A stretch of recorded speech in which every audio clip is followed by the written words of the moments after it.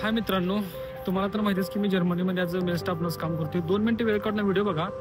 मागं तुम्ही हे बघू शकता, हे माझं हॉस्पिटलचं एंट्रन्स आहे. तर प्रत्येक व्हिडिओमध्ये आता तुम्ही बघितलेलं आहे की आम्ही सांगितलेलं आहे की नर्सेसला किंवा कोणतं पण फील्ड असू दे, इथं स्टार्टिंग सॅलरी चांगली आहे. तुम्हाला 2.5 ते 3 लाख रुपये सॅलरी चांगल्या फील्डमध्ये इथं मिळू शकते.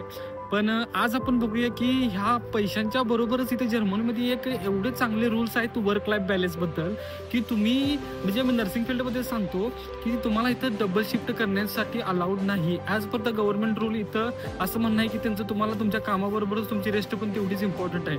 इथं आपल्याला महिन्यातून 9 ते 10 सुट्ट्या कंपल्सरी आहेत आणि त्याच्यानंतर आपल्याला वर्षातून 30 ते 40 सुट्ट्या इथं कंपल्सरी आणि त्या सुट्ट्या तुम्हाला घ्याव्याच लागतात.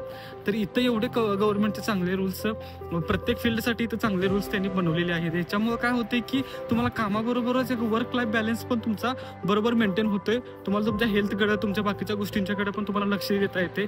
आता हेच आता मला बोलायचं झालं तर आपल्या इंडियामध्ये तर भरपूर लोक म्हणतील की जर्मनीची लोकसंख्या कमी आहे त्यामुळे सगळे रूल्स इथं एवढे चांगले आहेत.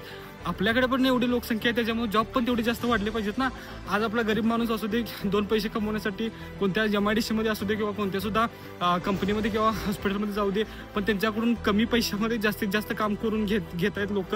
कंपनीचा फायदा होत आहे पण गरीब माणसाकडे लक्ष देण्यासाठी कोणच नाही आहे.